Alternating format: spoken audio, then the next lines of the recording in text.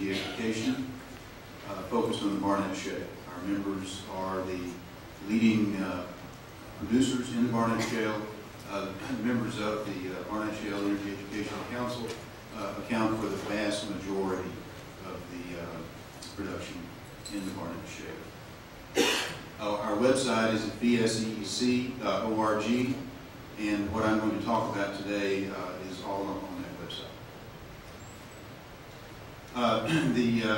My organization back in the first part of this year decided that the public deserved additional information regarding natural gas sites and the question of benzene specifically was a focal point.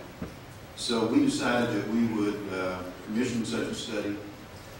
We engaged Titan Engineering, which is based in the Dallas-Fort Worth area, to conduct the study. We wanted to have the study conducted by a registered professional engineering firm licensed in the state of Texas.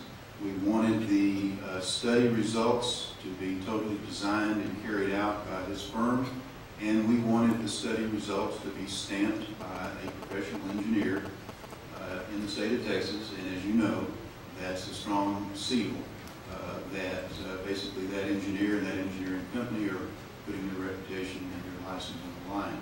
The goal of the study was to test natural gas sites in the Fort Worth area, Fort Worth and Western Arlington. We defined that area specifically. And we did that because we wanted to focus on the most populated part of the Barnett Shale with the most natural gas wells. And in the study area, that's about 1,000 wells. And that's the urban Fort Worth and West Arlington area. Other than that, we turned it over to Titan Engineering to design the study and to carry it out. Basically, most of the studies that have been done were random testing of random testing of natural gas sites. And what Titan decided to do was to bias the study toward looking at only the worst potential offenders, if you will.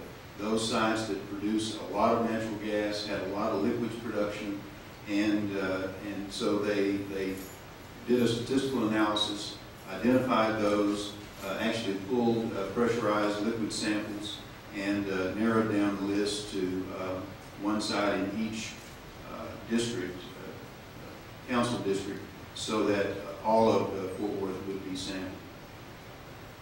The study tested for 81 VOCs. They took 1 hour samples and 24-hour samples.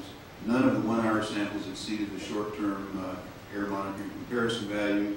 On the 24-hour samples, there was one at a Mercer Ranch in District 3 in Fort Worth that exceeded the screening criteria of 1.4 parts per billion, but of course that's not appropriate.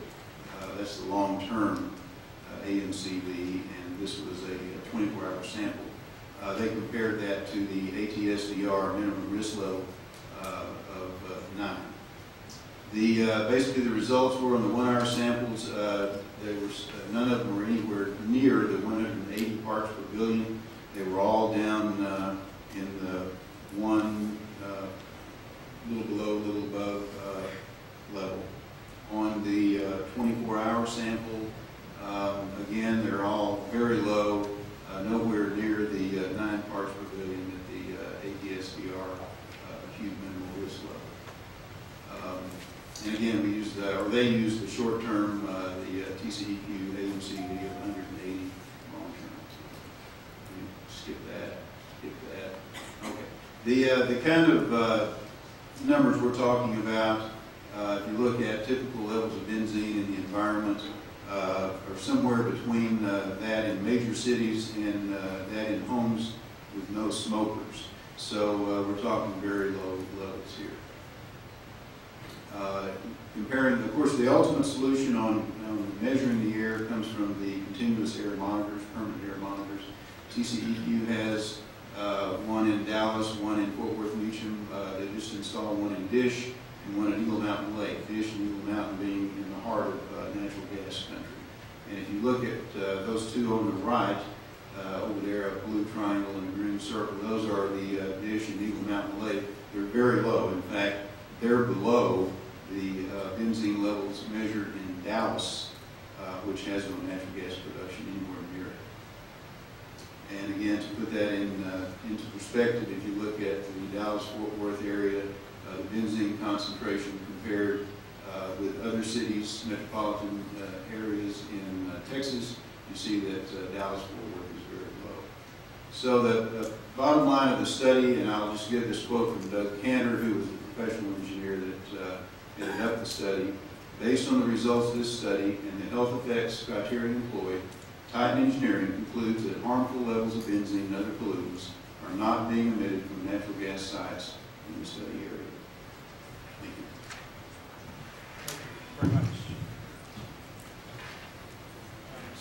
Mr. Morgan.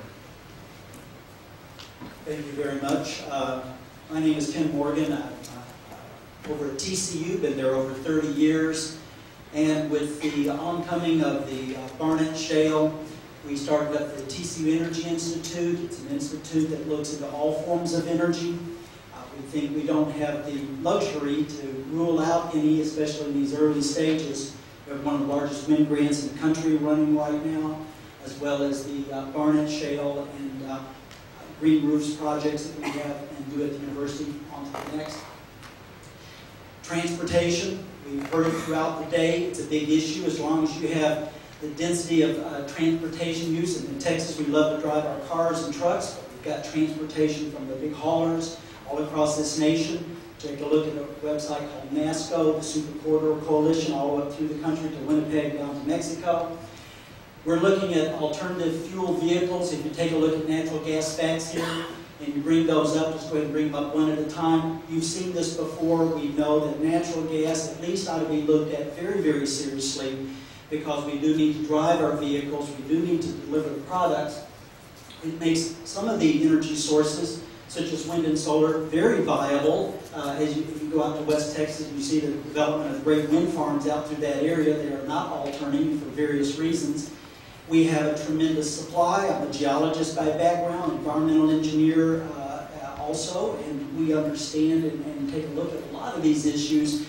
And down the road, I just want you to always bridge the gap and understand that natural gas with the hydrogen in it has a great potential with a lot of money put in that direction of being those hydrogen fuel cells and hydrogen power. Don't just take something off of the table that has so much potential down the road, much less as an interim fuel or a bridging fuel that we have now.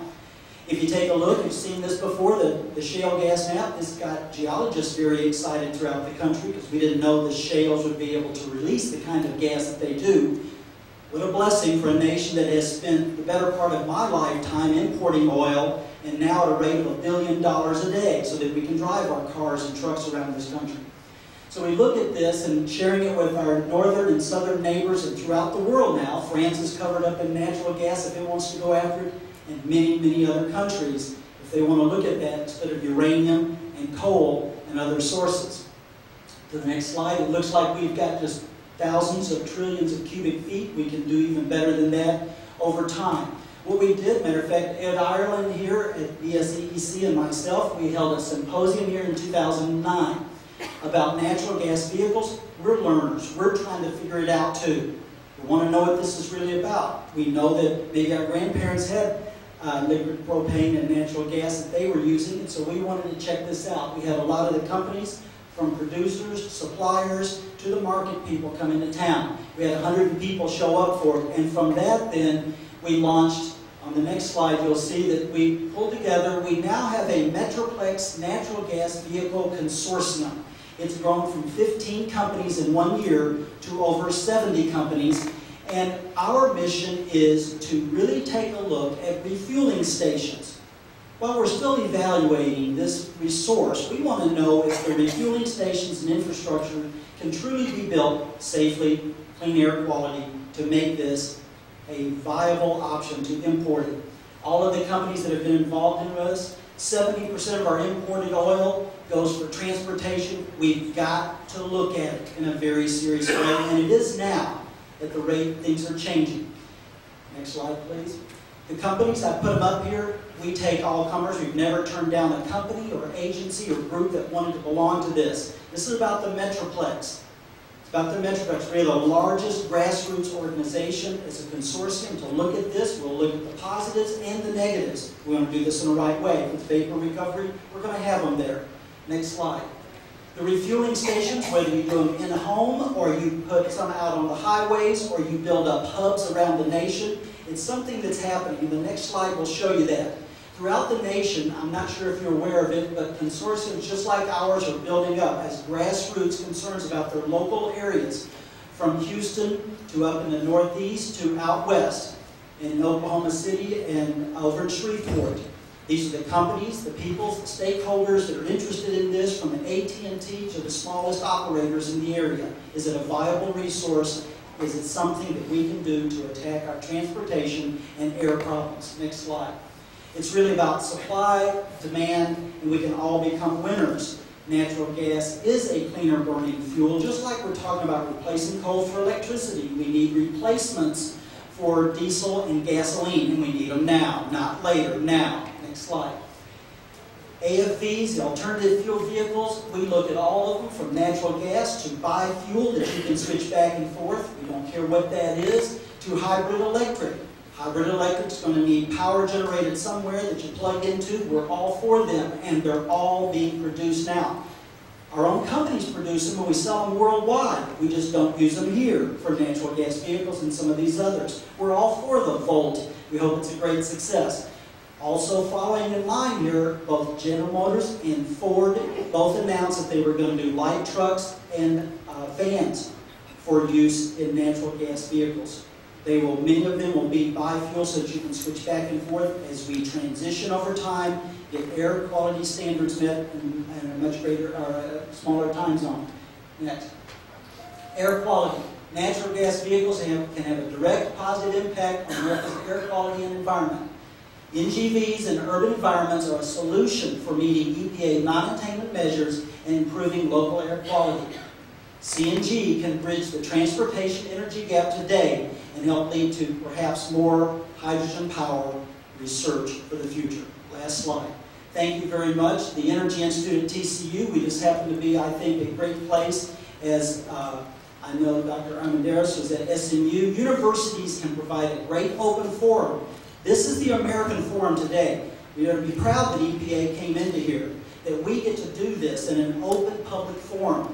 Not many people get to. We get to talk about the pros, the cons, and come up with some solutions. I applaud you for being here, and I think be sure to look at the universities for research and forums to be held in this. Thank you for the time.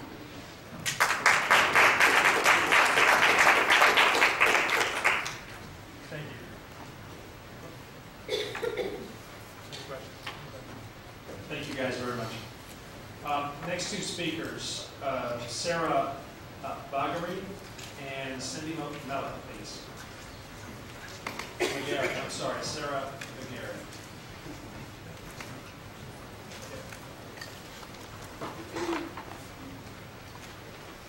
And while you two are coming up, the last speakers were very good about this. Just for speakers that are relatively new, there is a sound system which you can hear. We're trying to hold people to 5 minutes if we can, just so that we can be as fair to everybody as possible and see if we can finish as close to 4 as possible, but we will go over if we need to. We have a sound system that will ring a bell at 4.5 minutes, which means you get about 30 seconds to finish up. If you go a little over, that's okay, but we're just reminding you. And whichever would like to begin, Ms. McGarry, if you'd like. I'm sorry, Ms. Millett. Hi, my name is Cindy Millett. I'm with Americans for Prosperity Texas, and I'm speaking on behalf of our more than 75,000 members here in the state of Texas. Texas is the #1 energy producer in the U.S., and a great deal of our state's jobs and economic sector depends on the energy industry.